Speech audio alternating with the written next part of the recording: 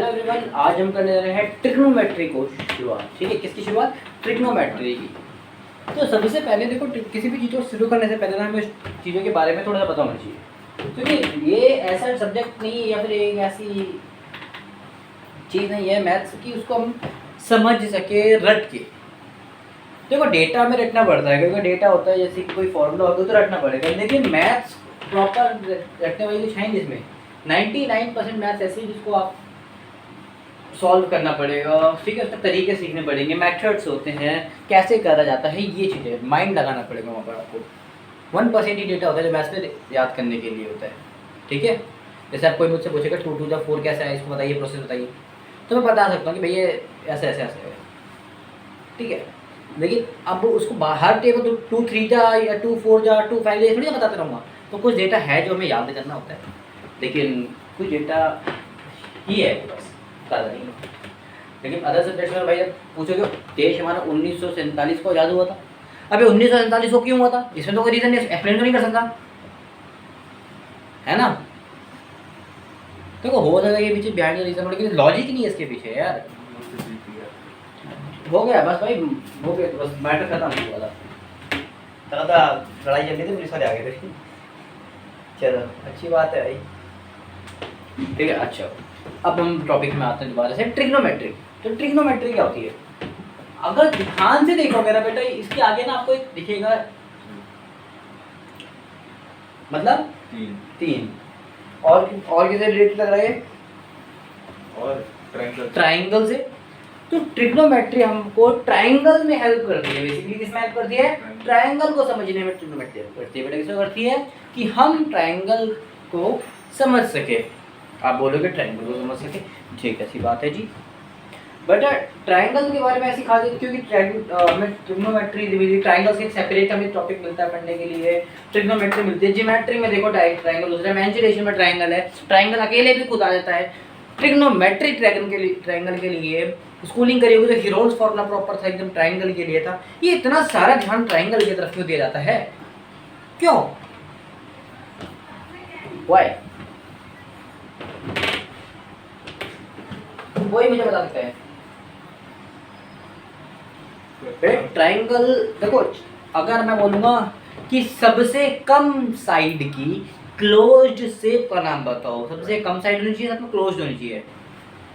देखो दो लाइन से कभी कोई क्लोज शेप बना नहीं सकते, कहीं ना कहीं से ओपन रहेगी। देखो दो है कि नहीं? कम से कम हमें 3 साइड चाहिए कि एक क्लोज शेप को बना सके, क्योंकि दो साइड, एक साइड से कभी क्लोज हो ही नहीं सकती, तो लाइन है। 2 साइड से करने की कोशिश करोगे तो कहीं भी कुछ भी कर लो, आप बोलोगे नहीं कहीं क्लोज ही नहीं होगी, शेप तो है ये भी लेकिन क्लोज्ड नहीं है। क्लोज्ड करने के लिए कम से कम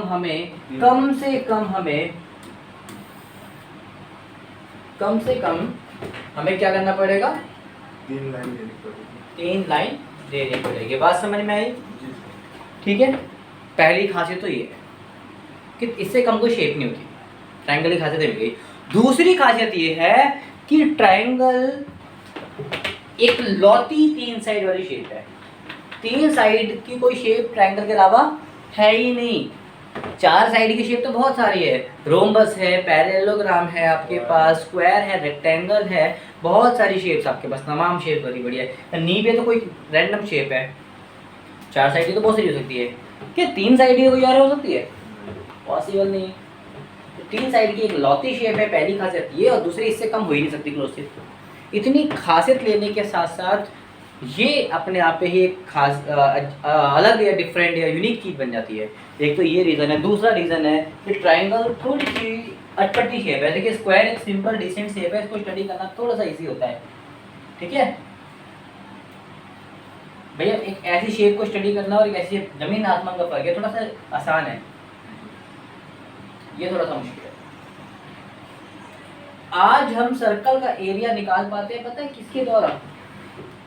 कौन हमारी हेल्प करता है? ये हमारी हेल्प। ट्राइंगल नहीं होता ना तो आज हम सर्कल का एरिया निकाल नहीं पाते। अब कभी और बताऊंगा ऐसा क्यों है, सर्कल के एरिया के क्या ऐसा राज है इसका, इस सर्कल का एरिया के पीछे ट्राइंगल छुपा पड़ा है। बेटा याद रखना, लेकिन आज हम सर्कल को स्टडी कर पा रहे और ये इसका रीज़न क्या है? ट्राइंगल। बात समझ में आई? अच्छा, अब ट्रिग्नोमेट्री की खासियत सुनते हैं थोड़ी सी। ठीक है। देखो अब किसी भी एरिया और पेरीमीटर निकालना कितना आसान है। इसका पेरीमीटर निकालना कितना इजी है, एरिया निकालना भी कितना इजी है, रेक्टेंगल है, इन दोनों को मल्टीप्लाई कर दो निकल जाएगा। इसको इजी नहीं होता, इसका इजी नहीं होता, क्योंकि हर बारी 3 साइड मिल जाएगी तो भी आप इसका एरिया निकाल नहीं पाओगे जल्दी।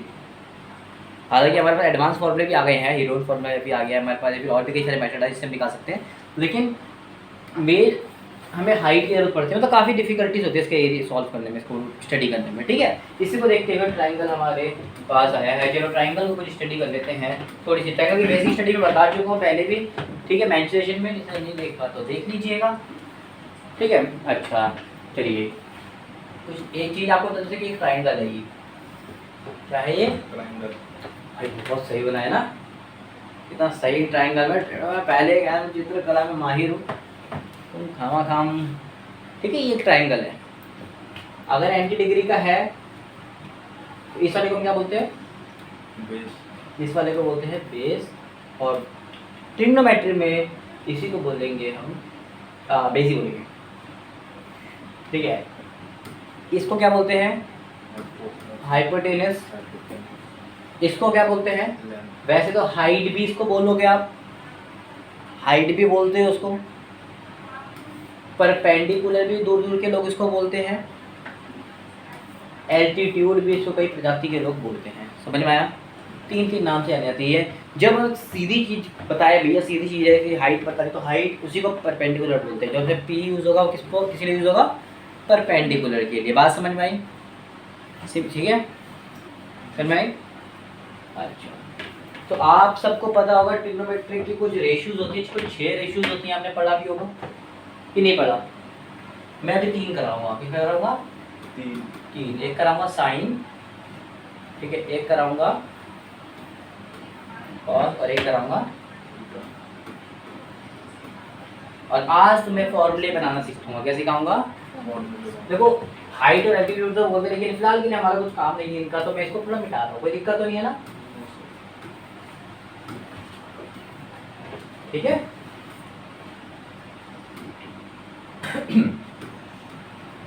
ठीक है, समझ में आया। अब देखते हैं बेटा, साइन थीटा में यहाँ पर ले लेता हूँ, थीटा का यहाँ ले लेता हूँ, टेबल टाइप की बना रहा हूँ। वैसे तो इससे ज़्यादा वैल्यू भी होती है। पहले मैं आपको सिखाऊंगा 90 तक की वैल्यू याद करना, कितने तक याद करना, 90 तक। उसके बाद मैं आपको सिखाऊंगा उससे ज़्यादा तक की वैल्यू याद करना। ठीक है, ज़्यादा तक की भी वैल्यू होती है, 360 डिग्री तक की, 180 तक की वैल्यू आपको याद करनी पड़ेगी। ठीक है, ठीक है, 270 भी होती है, कई सारी होती है। ठीक है, पर आपको 180 तक याद करा दूंगा मिनटों में, कुछ रट्टाफिकेशन नहीं है। आपको मेन कौन से याद रखनी है अभी फिलहाल के लिए, 30 डिग्री, 60 डिग्री, ठीक है, 60 डिग्री, 90 डिग्री, गई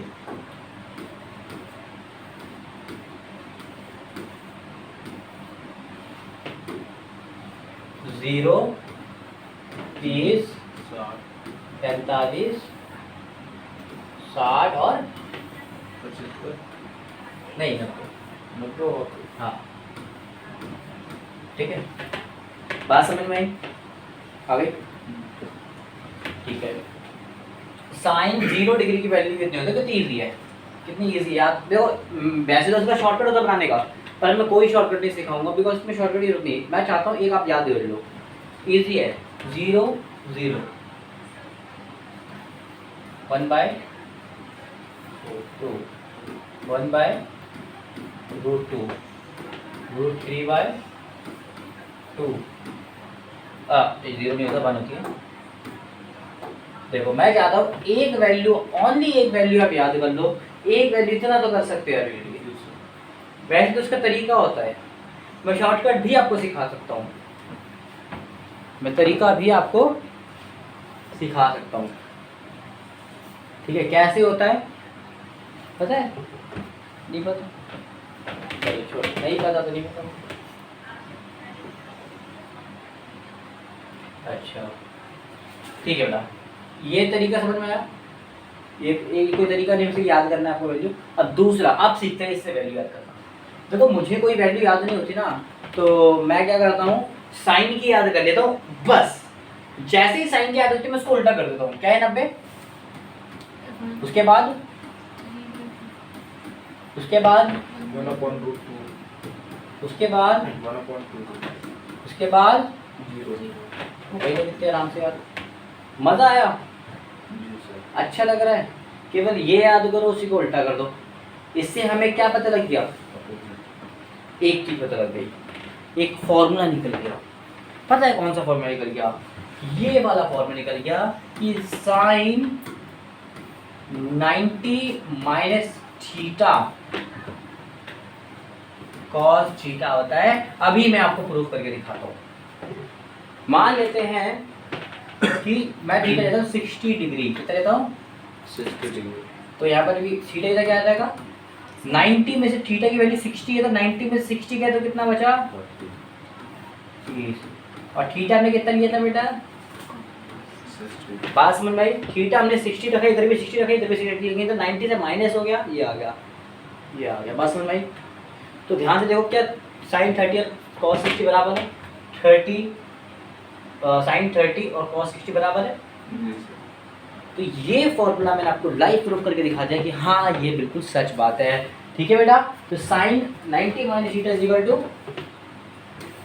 कॉस थीटा और cos 90 minus theta is equal to cos theta मतलब 60,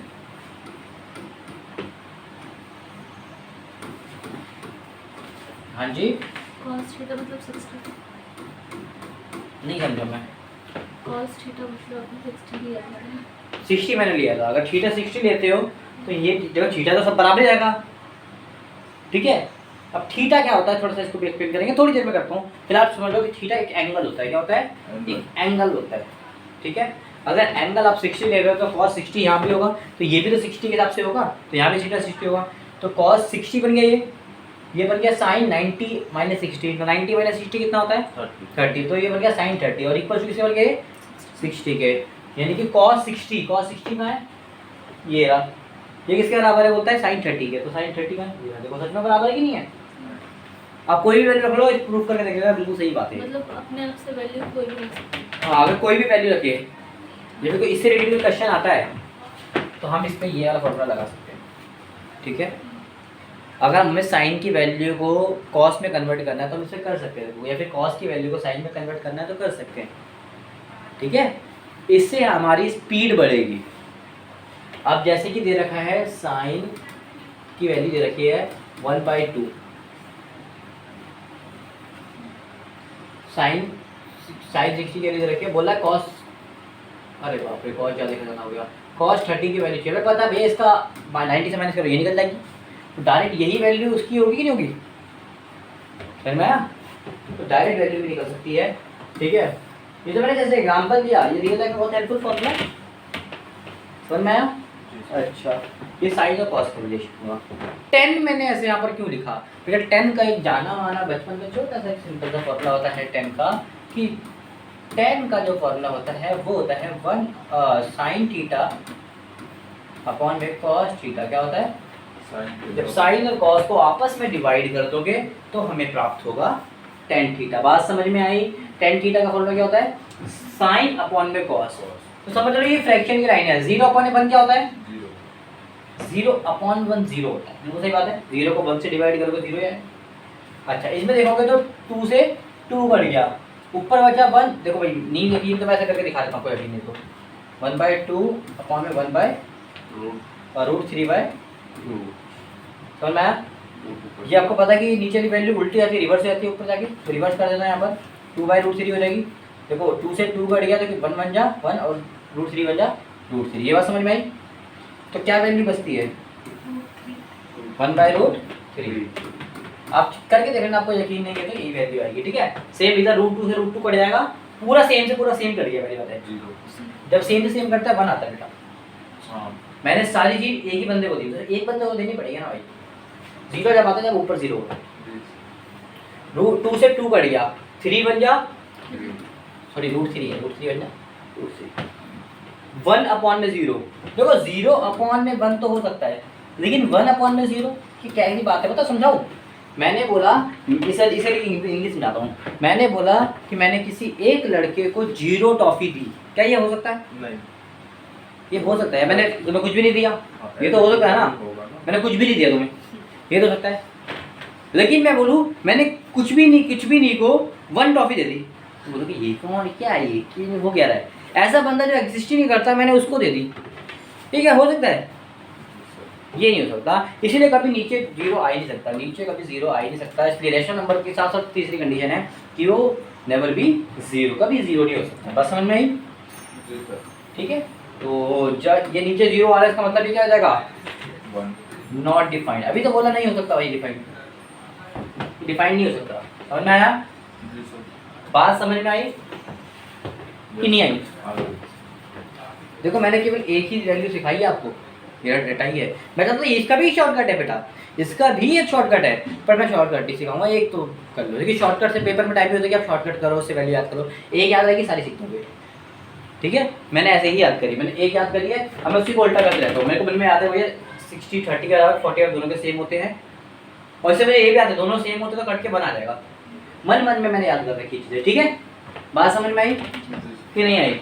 और हमने कुछ 3 फॉर्मूले भी सीख लिए, ये बात समझ में आई?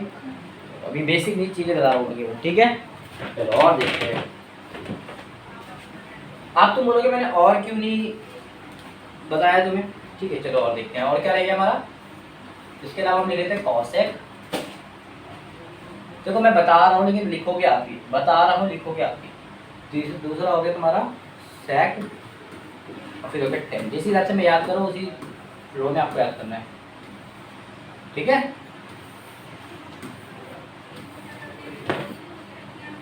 0 30 45 60 90, ठीक है। अब एक चीज़ सिखाता हूँ, कितनी आसान है। मैंने एक ही लाइन याद कराई है, दूसरा उसको उल्टा कर दिया, तीसरे में डिवाइड कर दिया, बस इससे याद होगा देखो सारे। इसको देखो अगला, अगर इसके नीचे सबके कुछ भी नहीं तो क्या होता है इसके नीचे? 1। इसको अगर मैं उल्टा करूँ तो क्या हो जाएगा? 1 तो 0 नीचे लिख नहीं सकते हम। ये पहला क्या आ गया? Not defined. दूसरा देखो 1/2 है, इसको उल्टा करो क्या हो जाएगा? 2/1 बोले या फिर 2 बोले, बात वही होती है। नीचे 1 लिखो बात देखी होती है, उसी को उल्टा करो। अगला था 1/√2, इसको उल्टा करो तो क्या आएगा? √2 आएगा। √2। अगला था √3/2, तो क्या आएगा? 2/√3। फिर अगला क्या था? 1 था, तो 1 को नीचे ले आओगे 0, 1 के नीचे 1 लाओगे तो 1 ही रहेगा। 1 के नीचे 1 1 के नीचे 1। बात समझ में आई? ठीक है, इसको फिर उल्टा कर लेते हैं। वही हम चाहो तो उसको उल्टा कर सकते हो, चाहो उसको उल्टा कर लो। देखो 1 के नीचे 1 लगाओगे तो 1 ही जाएगा, उल्टा करो सीधा करो, कोई दिक्कत नहीं है। इसका क्या जाएगा? √3/2 क्या जाएगा? 2/√3। यानी कि इसका तो 1 ही जाएगा, इसका क्या जाएगा? 2/√3। आप देखोगे तो इसको उल्टा ही चल रहे हैं, ठीक है। इसका √2 ही रहेगा, इसका 2 रहेगा, इसका। अब इसका नॉट डिफाइंड है, इसका नॉट डिफाइंड था। अब देखते हैं सर क्या होता है। बेटा नॉट डिफाइंड का मतलब होता है 1/0। नॉट डिफाइंड का मतलब होता है 1/0। अगर मैं इसको उल्टा करूँगा तो ये हो जाएगा 0.1। ये तो हो सकता है ना भाई, ये नहीं हो सकता लेकिन ये तो हो सकता है। अब ये 0.1, बात समझ में आई? नॉट डिफाइंड जब हम उल्टा करते हैं तो 0 बन जाता है, और 0 को जब उल्टा करेंगे तो नॉट डिफाइंड बन जाता है। बात समझ में आई? ठीक है, अब इनको भी डिवाइड कर लेते हैं। इनको डिवाइड करके क्या होगा? पहले का तो 0 होगा। देखो नॉट डिफाइंड अपॉन में 1 नॉट डिफाइंड अपॉन में 1। अब इसको देखो, अरे 10 कहाँ से आ गया? तो कॉट होना चाहिए। 10 का बता रहा, कौन बता रहा है 10 है ये? मैंने सोच रही थी या फिर 10 भी पीछे है या फिर पीछे। हाँ, आप ना उसको यहाँ से भी निकाल सकते हो, उसको उल्टा करके 0 को उल्टा करोगे आएगा नॉट डिफाइंड, ठीक है। ऐसे भी निकाल सकते हो। चलो इसको देखो, ऊपर नॉट डिफाइंड है और नीचे 1 है। नीचे कुछ भी लगा नॉट डिफाइंड है तो ऊपर 1 ही आएगा ना, नॉट डिफाइंड आएगा। एंड 2 के नीचे कुछ भी नहीं है 1, इसको उल्टा करो 2 से 2 कट जाएगा 1/√3 आएगा, √3 आएगा, सिंपल √3। 2 से 2 कट गया, कितना आ गया? 1। देखो 2 से 2 कट गया 1/√3 रूट 3 2 ऊपर वाला कटेगा नीचे तो रूट 3 रहेगा 1 अपॉन में 0 1 अपॉन में 0 ना नॉट डिफाइंड समझ में आई टॉप कर दे ठीक है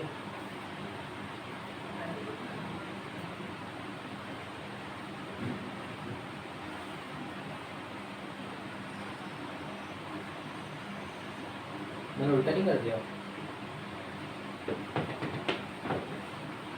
नॉट डिफाइंड इधर नहीं आना चाहिए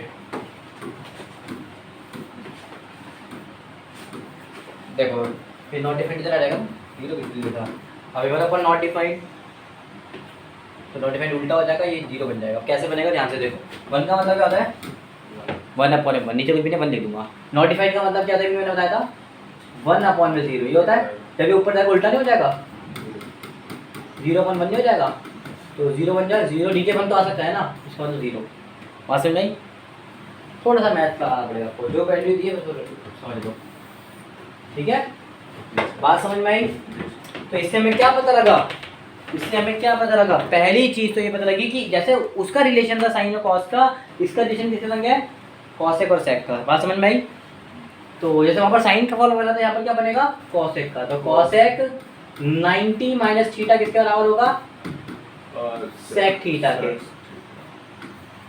और यहीं पर ही अगर मैं ले लूँ सेक 90 माइनस थीटा किसके बराबर होगा कॉसेक की थीटा के बात समझ आई अच्छा तुम बोलोगे कॉट और टेन तो रह गए अरे कॉट भी देख लोगे तो रिवर्स है उसका है कॉट भी रिवर्स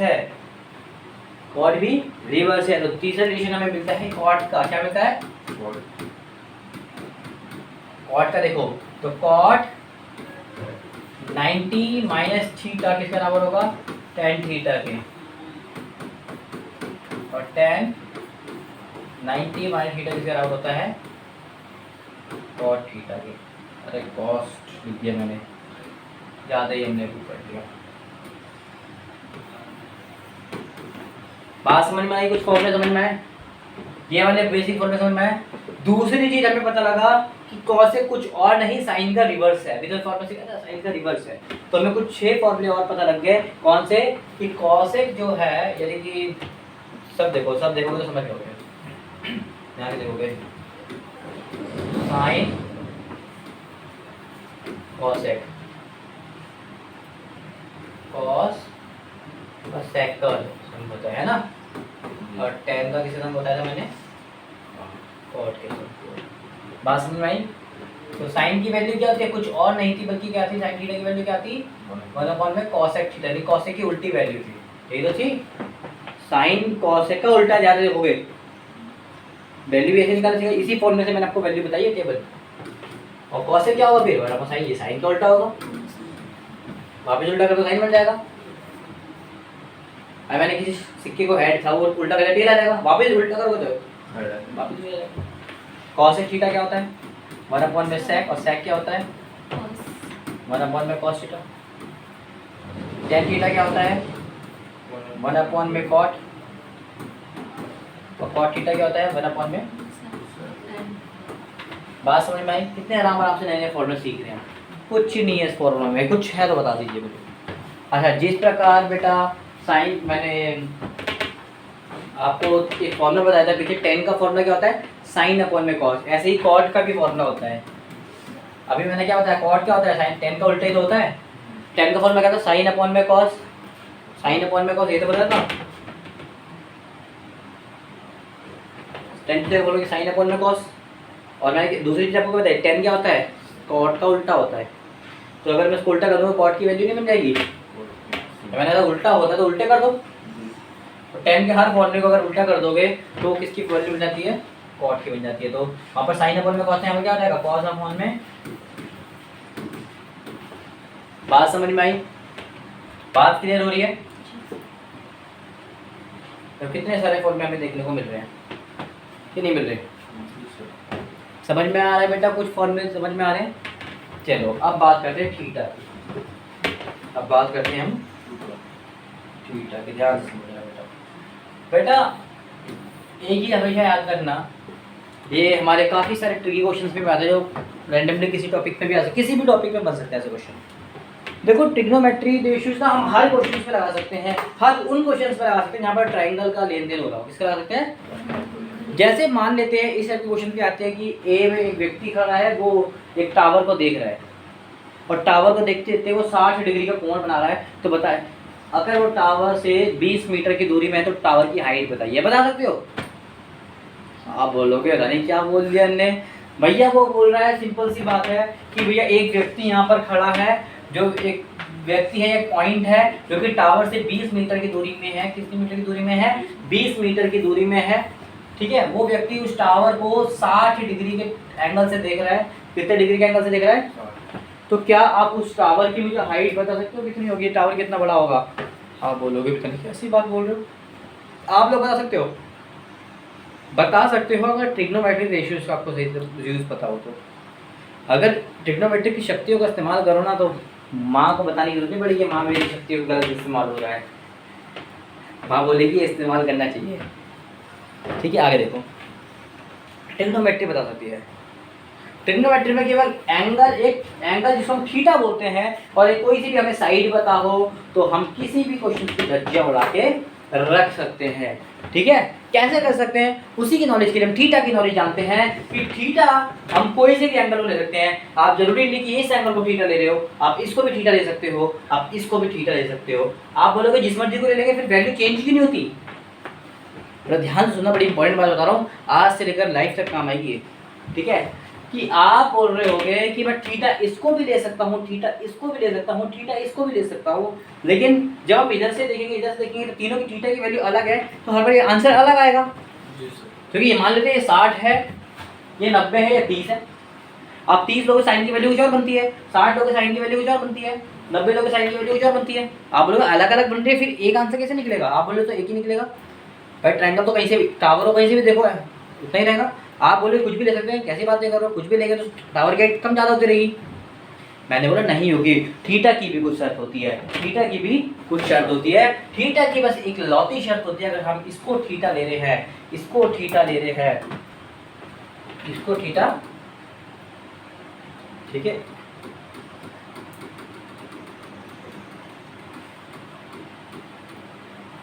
अरे मिटाई दे रहा है मैं, ले ले ले और क्या मिटाना है? तू जा लो, हो गया ना, 1 घंटे बैठ के करो। अगर हम थीटा इसको ले रहे हैं तो इसकी जो सामने वाली साइड होती है उसको हम परपेंडिकुलर हाइट बोलते हैं। बस याद रखना कि थीटा के सामने, वही बड़ी इंपॉर्टेंट चीज़ है, ध्यान सुन लेना कि थीटा के सामने वाली चीज़ हमेशा हाइट कहलाती है। थीटा के सामने वाली चीज़ हमेशा क्या कहलाती है? हाइट कहलाती है, इसमें कोई संदेह नहीं होना चाहिए, ठीक है। अगर हम इसको थीटा ले तो हमारी हाइट यानी परपेंडिकुलर ये होगा यहाँ पर। और दूसरी शर्त क्या होती है? पहली शर्त थीटा के जो फ्रंट में होता है वो क्या होती है? ऑलवेज परपेंडिकुलर होती है। क्या होती है? Perpendicular height. दूसरी चीज यहाँ पर परपेंडिकुलर फॉल होता है, गिरता है, जिसमें वो गिरता है वो हमेशा बेस होगा। क्या होगा? तो परपेंडिकुलर कहाँ गिर रहा है? ऊपर तो गिर नहीं रहा, यहाँ गिर रहा है, इस साइड भी गिर रहा है, तो ये बेस क्या बन जाएगा? अगर हम थीटा ये लेंगे तो इसके सामने क्या है? ये परपेंडिकुलर। देखा चेंज हो रहा है ना? आप निकाल के देख लेना, अब आपके आंसर उतना ही रहेगा।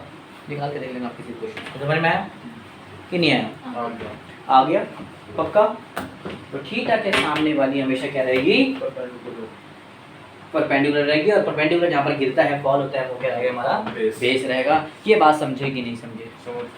ठीक है। ये छोटी छोटी सी चीज़ें अभी से बता के चल रहा हूँ, तो क्या बेसिक क्लास है तो बेसिक सी चीज़ें जानेंगे, ठीक है। समझ में आया? अच्छा, अब ट्रिग्नोमेट्रिक रेशियोज भी जान लेते हैं इसी के साथ। हालांकि आपने बचपन में पढ़ा भी होगा, पंडित भद्री प्रसाद हरी मरी सोना चांदी तोले तो लाते हैं सोना। देखते सबसे पहले मैंने आपको याद कर, तो वो तरीका वही रहेगा। सबसे पहले साइन ही आता है, एकदम स्टैंडर्ड तरीके से याद रखो, जब याद है मिक्सअप करके याद रखो भूल जाओगे। साइन थीटा, कॉस थीटा और टेन थीटा, 3 से याद करो सारे, ठीक है। तो ऐसे याद करने का पंडित, मेरे को तो सारे याद है, आप ऐसे भी याद करने सकते हो। कैसे बताता हूँ, मेरे को तो ऐसे भी याद है, ये सब नाम है, ठीक है। आप कैसे याद करना है? ऐसे करिए, पंडित भद्री प्रसाद हरी हरी भोले सोना चांदी तोले। ऐसे पंडित बद्री प्रसाद हरी हरी बोले सोना चांदी बोले। इससे S for sine theta, sine की वैल्यू क्या होती है पीएच, चेक कर लो। C for cos theta, cos की वैल्यू क्या होती है पीएच, चेक कर लो। टी फॉर तोले 10 पीबी,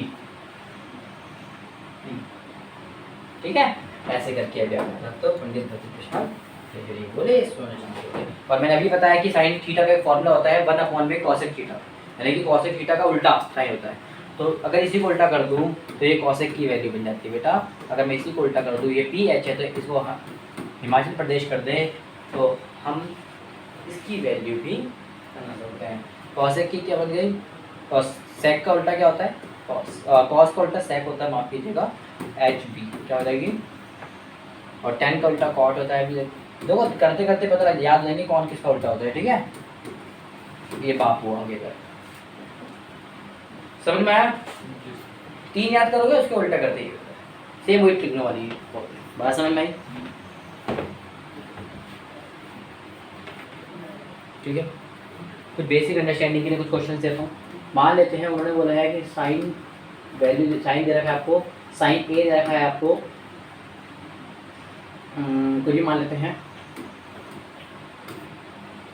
साइन ए मान लेता हूँ 5/6 दे रखा है, कुछ भी ले लेते हैं हम। तो उसने बोला कॉस ए कितना होगा, आप मुझे बता सकते हैं? हमें नहीं पता। हाँ इतना पता है कि साइन की जो रेशियो होती है पी और एच, और इसकी जो रेशियो होती है वो होती है बी और, इतना तो पता ही, ये भी एच ये भी एच, इसमें नहीं ये 6 ही आना है, इतना तो पता लग गया। ऊपर का नहीं पता क्या होता है, पता है किसी को नहीं पता, पता तुम्हें?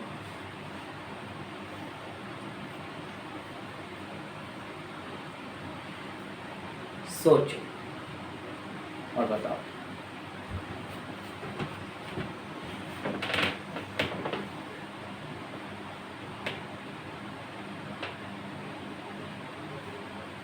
चलो पाइथागोरस थ्योरम आता है, उससे नहीं निकल जाएगा ये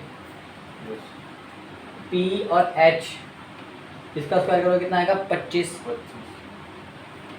25 आएगा, इसका स्क्वायर करोगे कितना आएगा 36, 25 में से 25 चले जाएगा तो बचेगा 11, स्क्वायर रहेगा रूट, तो कितना बचा रूट 11। सर मैं अगर मैं यहाँ पर 10A मांगू क्या आएगा, निकल जाएगा, वो भी निकल जाएगा। इन दोनों डिवाइड कर देंगे, 6 से 6 कट गया तो ये उल्टा हो जाएगा ना भाई, 6 से 6 कट उल्टा करोगे तो क्या हो जाएगा 5/√, क्या आसान नहीं। तो ऐसे भी नहीं आता तो हमें ऐसे पता है पी भी होता है, पी कितना है, पी भी निकाला 5 है, और बी कितना निकाला हमने √11, ठीक है बेटा। एक निकाल के दिखाओ मुझे, मैंने बोल रखा है कॉट मैंने रखा है 1/2, बताओ कितना आएगा, 10 कितना आएगा जल्दी बताओ। कॉट थीटा कितने रखा है, बेटा करने की जरूरत नहीं है, स्क्वाट का उल्टा ही 10 होता है, इसको उल्टा कर दो 2 बोल दो। देखा मैंने जानबूझ के ऐसा क्वेश्चन दिया था कि आपको कंफ्यूजन हो, ठीक है बेटा। बहुत सारे फॉर्मूले, तमाम फॉर्मूले कितना हो गए, बात समझ में आई कि नहीं है, आ गई, ठीक है। अच्छा कुछ क्वेश्चन मैं आपको देता हूँ करके देखिए, अब मैं देता हूँ आपका दिमाग। ये एंगल, एक ट्राइंगल दे रखा है जिसका ये एंगल 30 डिग्री का दे रखा है, कितना दे रखा है, एक पॉइंट है ए नामक पॉइंट है, और एक पॉइंट है बी पॉइंट में टावर खड़ा है, क्या खड़ा है, एक टावर है, रेडियो टावर है, कुछ भी है। ए और बी की जो दूरी है वो दूरी है 5 मीटर की, कितनी है 5 मीटर की दूरी है। ए और बी की दूरी कितनी है 5 मीटर की है। ए पॉइंट से टावर के टॉप में अगर तुम पॉइंट खींचोगे, लाइन खींचोगे, ठीक है, तो हमारा जो इंक्लाइन एंगल बन रहा है वो बन रहा है 30 डिग्री का, कितना बन रहा है 30 डिग्री का। तो मैं जानना चाहता हूँ उस टावर की हाइट कितनी होगी, क्या तुम मुझे बता सकते हो बालक? तो अगर बता सकते हैं तो मुझे ट्राई करके देखो कि बता सकते नहीं बता सकते।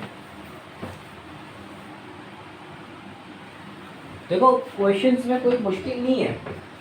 आपको मैंने बताया कि मैं इसको 30 डिग्री मान लीजिए थीटा, क्योंकि भाई जो एंगल पता है उसी को तो थीटा मानेंगे, नहीं पता उसको क्या मानेंगे। ये हमें पता है, इसको मान लेते हैं थीटा, और थीटा के सामने वाला होता है हमारा पी, और जहाँ पर पी गिरता है वो होता है हमारा बी, और बी के फ्रंट वाला होता है एच। ये भी बचा कुछ एच ही होगा, ऐसी बात है। देखो वैल्यू हमें पता है बी की, वैल्यू हमें पता है बी की, निकालना पी है, और पी और बी का रिलेशन किसके संग होता है, या बी पी और बी ले लो, बी पी ले लो, कुछ भी आगे पीछे ले सकते हो, कोई दिक्कत नहीं है। आप बोल रहे हो कि मेरे को पी बी लेना है, ये भी निकाल सकते हो आंसर, या फिर बी और पी से भी आंसर आप निकाल सकते हो, तो दोनों ही सेम चीज़ है। सर निकालना तो एच है ना, क्यों? एच निकालना है ना, हाइट निकालनी है उसकी। हाइट किसे कहते हैं? टावर कहाँ है आपका? यही तो है। ये है टावर ना, टावर की हाइट ये हुई ना, पी हुई ना। अगर वो पूछता कि इंक्लाइन लाइन कितनी है तब हम वो गिनते हैं, ठीक है।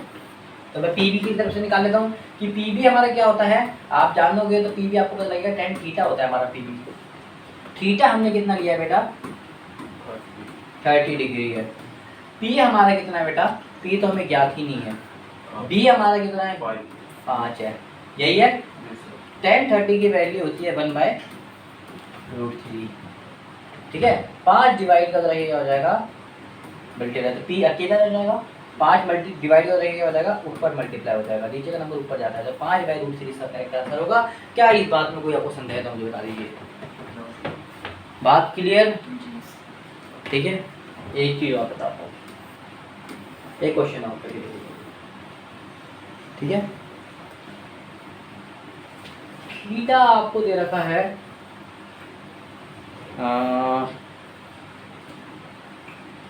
45 डिग्री, ये आपको दे रखा है 20 मीटर का इंक्लाइन लाइन दे रखी है। थीटा आपको इतना दे रखा है। मैं जानना चाहता हूँ कि ए से लेकर बी तक की दूरी कितनी होगी, ए पॉइंट से बी पॉइंट तक की दूरी कितनी होगी, बताइए। ए से लेकर बी पॉइंट तक की दूरी कितनी होगी, मुझे बताइए।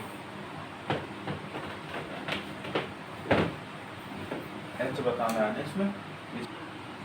देखो बेटा, इस वाली वैल्यू हमें इसकी पता है तो इसको हम थीटा मानते हैं, और थीटा के सामने वाला क्या होता है बेटा? पी। और जहाँ पर पी गिर रहा है, पी इधर गिर रहा है, उधर कौन बना है? गिर इधर रहा है, तो ये हमारा हो जाएगा बेस, सामने वाला हमारा हाइट ही रहेगा। तो हमें वैल्यू किसकी निकालनी है? यहाँ से यहाँ तक की, यानी कि पी की वैल्यू निकालनी है। हमारे पास है क्या? एच है, तो एच और पी का रेशियो क्या होता है? हम पी एच ले लेते हैं, कोई दिक्कत तो नहीं है ना। एच पी भी ले सकते हो, हिमाचल प्रदेश ले तो कोई दिक्कत नहीं है। तो पी एच मतलब होता है साइन थीटा, क्या होता है? साइन, और थीटा हमने कितना लिया? 45, साइन 45 की वैल्यू, ठीक है। पी की वैल्यू क्वेश्चन में ज्ञात करनी है हमें, एच की वैल्यू हमें क्वेश्चन में दे रखी थी 20 है, ठीक है। साइन 45 की वैल्यू होती है 1/√2, ठीक है, इज इक्वल टू पी। देखो 20 डिवाइड करके मल्टीप्लाई हो जाएगा, कोई दिक्कत तो नहीं है ना। 20 बन जा 20/√2 का करेक्ट आंसर होगा। कई बार क्या हो सकता है बेटा, इसका आंसर कई जगह आपको और कुछ भी देखने को मिलेगा। कैसे? ध्यान से देखो, मैं इसको पहले करके दिखाऊंगा। इसका आंसर बेटा आपको कुछ और भी देखने को मिल जाएगा, क्या मिलेगा मैं एक बार एक्सप्लेन करूँगा, फिर उसके बाद बताऊँगा कैसे निकलता है ये, ठीक है। अच्छा मैं पहले एक्सप्लेन करता हूँ बेटा। ये 20√2 है, क्या मैं इसको फर्दर मॉडिफाई करके ऐसे नहीं देता 2 × 10, क्या 20 को मैं ऐसे नहीं दे सकता? क्या मैं 2 को ऐसे नहीं दे सकता बेटा?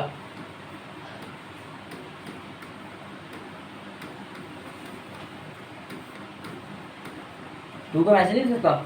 तो कोई भी नंबर रूट में जब 2 बार ही आता है, स्क्वायर रूट में 2 बार ही आता है, तो रूट से बाहर निकल जाता है, यानी कि 2 ही बन जाएगा वो वापस। नहीं समझे? समझ गए। भाई 2 को ऐसे भी दे सकता हूँ, तो 2 ही तो बनना है वो भी। तो मैंने एक रूट 2 से एक रूट 2 काट दिया, क्या बचा ऊपर? 10 और √2। बात समझ में आई? ये भी आपको आंसर में देखने को मिलेगा, ये नहीं मिलेगा। तो कैसे करना है ध्यान से देखो। जब अगर नंबर काट रहा हो 2 से ए भी काट रहा हो, 2 से नीचे भी काट रहा हो, तब वो काट देना है। कितने में आएगा? 2 बन जा, और ऊपर आएगा 2 10 जा में, नीचे कितना आएगा? 1 जा में, तो छोड़ दो नीचे 1 जा।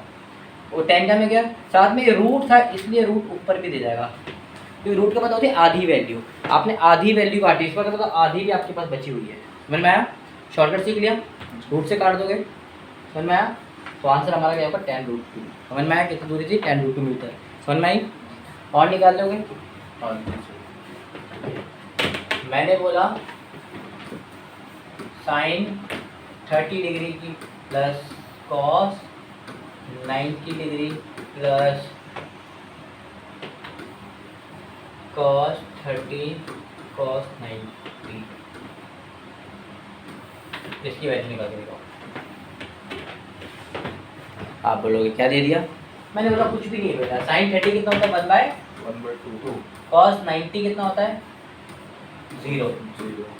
तो फिर ये भी कॉस 90 है। कॉस 30 कितना होता है? √3/2। और कॉस 90 क्या होता है? 0। ये 0 का मतलब नहीं है 0 किसी भी नंबर को मल्टीप्लाई करो 0 बन जाए, कितना बचा? बात समझ में? बस वैल्यूज रखनी होती है आपको, वैल्यूज रिमेंबर होगी, इस टाइप के क्वेश्चन उड़ा दोगे। ये इसमें ये इनटू कहाँ से आया? इधर इनटू में होता है देखो, जब दो ट्रिग्नोमेट्री रेशियो साथ में लिखी हो तो वो इनटू में है। ठीक है, समझ में आया? कोई और दिक्कत? ठीक है, चलो अब ध्यान से देखना। आपको पाइथागोरस क्या बताता है? पाइथागोरस बताता है कि भैया p का स्क्वायर करोगे और b का स्क्वायर करोगे तो किसके स्क्वायर के बराबर बनेगा? अब देखो मैं ना आज आपको फॉर्मूला बनाना सिखाता हूँ। मैं आज आपको फॉर्मूला बनाना सिखाता हूँ, किसी बुक में नहीं दिया, वो चेक कर लेना।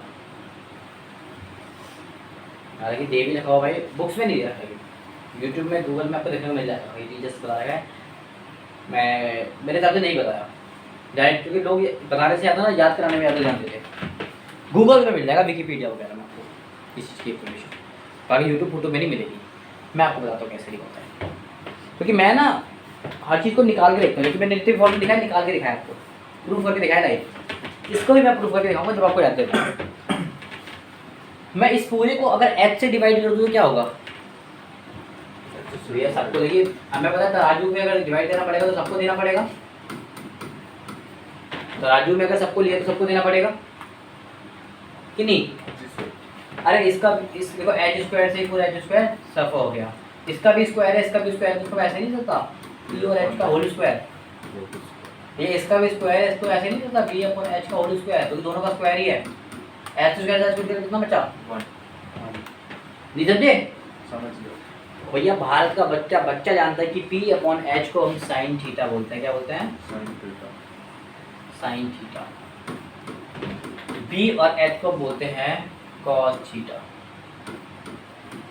बेटा ये कौन सा फॉर्मूला बन गया? Sine square theta plus cos square theta equals to 1। अब पता लगा ये फॉर्मूला कहाँ से निकल के आया है कि नहीं समझे? समझ गए कि नहीं समझे? अगर मैं इसी को रिवर्स कर दूं बेटा, उल्टा कर दूं, रेसिप्रोकल कर दूं, तब क्या होगा? अरे बाप रे, क्या पूछ लेते हो। चलो फिलहाल के लिए वैल्यू बता दी, ज़्यादा कंफ्यूज नहीं करूँगा। ठीक है, ज़्यादा कंफ्यूज नहीं करूँगा। एक और बस इसे एक और वैल्यू, ऐसी एक और वैल्यू निकाली जाती है जिसका नाम है tan square theta equal to 1 plus sec square theta. ठीक है, दूसरी वैल्यू ये है, दूसरा फॉर्मूला ये है। समझ में आया? दो फॉर्मूले समझ में आए? समझ में आए दो फॉर्मूले? जो फॉर्मूले मैं करवा रहा हूँ केवल नॉलेज के पर्पज से करा रहा हूँ, कहीं ना कहीं छोटा छोटा सा इस्तेमाल देखने को मिल सकता है। और देखो ये तो पाइथागोरस से ही बना है ये फॉर्मूला, और कहीं ना कहीं सारे फॉर्मूले उससे रिलेटेड है। समझ में आया? सारे ही ट्रायंगल की घूमने ट्रायंगल की ही तो रेशियोज है सारी। बात समझ में? क्वेश्चन बोलता है कॉस की वैल्यू आपको √3/2 दे रखी है, तो इससे भी शॉर्टकट की हमें साइन स्क्वायर की वैल्यू चाहिए। किसी चाहिए √3/2 में √3/12 दे रखी है, हमें साइन स्क्वायर की वैल्यू चाहिए।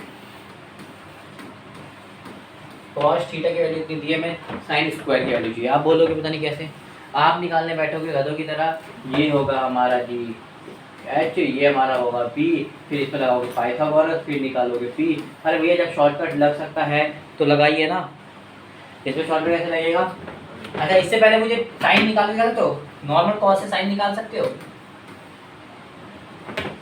निकाल सकते हो? कैसे निकालोगे? निकाल के दिखाओ, नॉर्मल कॉस से साइन निकाल सकते हो? कॉस क्या होता है? bh, साइन क्या होता है? ph। h तो देखो ये 12 से बाहर जाएगा, पी कैसे निकालोगे? पाइथागोरस थ्योरम से निकाल लोगे। पी कैसे निकालोगे भैया? पी का स्क्वायर किसका बराबर होता है? एच और बी के स्क्वायर से। और B। देखिए एच का स्क्वायर माइनस का बी का स्क्वायर, एच का स्क्वायर माइनस का बी का स्क्वायर। तुम क्यों खोज रहे हो डर के बाद? ठीक है, ये प्लस का बी स्क्वायर इतना माइनस हो जाएगा, तो एच स्क्वायर कितना है? एच मतलब नीचे वाला 12 का स्क्वायर 144, 3 रूट 3 का स्क्वायर कितना होता है? √3 का स्क्वायर। हाँ, रूट 3 का स्क्वायर से रूट हो जाएगा, 3 बचेगा, तो 144 में से 3 गए तो 141, और 141 को अगर स्क्वायर करोगे तो ये बनता है। सर मैं ये कितना आ गया? रूट में 141। खुद बताइए, करने में मज़ा आया? √3 का स्क्वायर कैसे किया? रूट 3 बेटा, रूट 3 का अगर स्क्वायर करोगे तो स्क्वायर से रूट कट जाता है ना, फिर वही है यार, तो 3 बचा, और माइनस हो गया और 112 का स्क्वायर 144 होता है, माइनस बी का स्क्वायर था तो 20 का स्क्वायर में निकाल के 3 आया था। 141। अच्छा ठीक है, अच्छा ठीक है बेटा, अच्छा ठीक है, तो ये p निकल गया, p भी निकाले ऐसे लिखो। तो या फिर अब ये p हमें साइन नीचे साइन स्क्वायर चाहिए, इसका स्क्वायर कर लेते हैं। अगर मैं इसी का स्क्वायर कर दूँ तो क्या बन जाएगा? ये बन जाएगा साइन स्क्वायर थीटा, 143 का स्क्वायर रूट खुल जाएगा, 12 का स्क्वायर 144, यही आंसर आएगा, यही आंसर आएगा कि नहीं आएगा? समझ में आया बेटा? तो इसके लिए डबल स्टेप करने पड़े, पहले साइन निकाला फिर इसका स्क्वायर करना पड़ा। क्या एक ही स्टेप नहीं हो सकता? हाँ, अगर इसका इसी का स्क्वायर यहाँ पर डायरेक्ट कर दे तो कितना आएगा? 3 का स्क्वायर रूट 3 का स्क्वायर 3 आएगा, 144 आएगा, ये आएगा।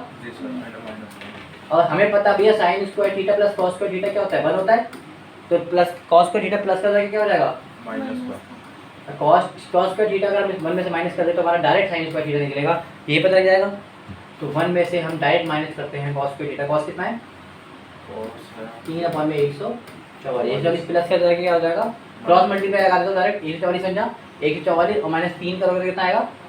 141, और नीचे 141, 144 बन जा 144। देखो डायरेक्ट निकालो कैसे आएगा? शॉर्टकट्स पता होने चाहिए, आप आंसर खींच दोगे। ठीक है, शॉर्टकट्स पता होने चाहिए, आप आंसर खींच दोगे। ठीक है, ये टेबल आप नोट कर लो। ठीक है, तो बेटा मेरे हिसाब से मैंने आपको बहुत सारे कुछ फॉर्मूलेस बताए, छोटे छोटे कुछ फॉर्मूलेस बताए आज का, तो अभी मैं बताता हूँ नोट करना। आई होप आपको थोड़ा थोड़ा समझ में आया होगा। अगर समझ में आया तो अच्छी बात है, नहीं आया थोड़ी सी देखो रिमेम्बरेबल वाली चीज़ें रिमेम्बर करो, चीज़ें जितना चीज़ें याद करो, याद करने की कोशिश करो, थोड़ा थोड़ा याद करने की कोशिश करोगे और थोड़ा सा कुछ लर्न भी कर लोगे, उससे आपको पुरानी सारी यादें आ जाएंगी स्कूल वाली, उससे आपको सारी चीज़ें याद होनी शुरू हो जाएंगी। ठीक है, ठीक है, आई होप समझ में आया होगा। अगर समझ में आया तो थैंक यू सो मच, अगर नहीं आया तो भी थैंक यू सो मच।